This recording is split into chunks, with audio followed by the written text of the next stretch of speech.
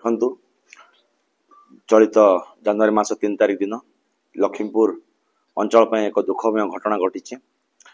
Lakhimpur block अंतर्गत चंपी तथा से माने जाई जागुड़ा रोचंती एवं तांको झियो सेमलीगुड़ा ब्लॉक अंतर्गत बेहेरागुड़ा रे बाहा हिथिला।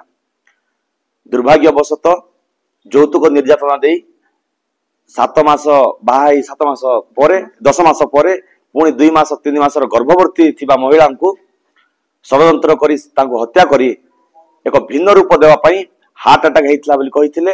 परवर्ती समय रे विभिन्न समस्तଙ୍କର मतामत भिन्न होईची, जाहाकु नै परिवार परिजन असंतोष प्रकाश करबा सहित आईन रो द्वारस्थ होइतले, थाना रो द्वारस्थ होइतले।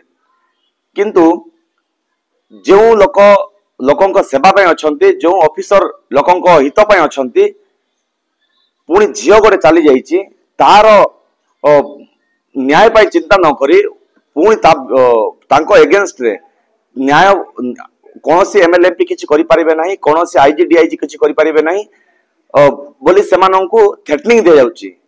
तेणु स्थानीय जो आईआईसी अछंती जा पाखरे माने सहारा करी भरोसा करी न्याय पाई जाइथिले, सी ए भलिया उल्टा कथा कहिबारु एमाने वर्तमान भांगी पड़िचंती। तेणु आशा करूची आ ऊपर उचित तदंत हो, उचित न्याय मिले एमानंकु। जो पर्यंत आम झील को न्याय मिली नहीं, आम झीर हत्याकारी सामना को आसी नहीं, से पर्यंत आम कौन प्रकार चुप बसबू ना। आज लखीमपुर निर्वाचन मंडल समस्त दल बल निर्विशेष समस्त आज एकजुट होइछु रचना भौणीर न्याय पाई।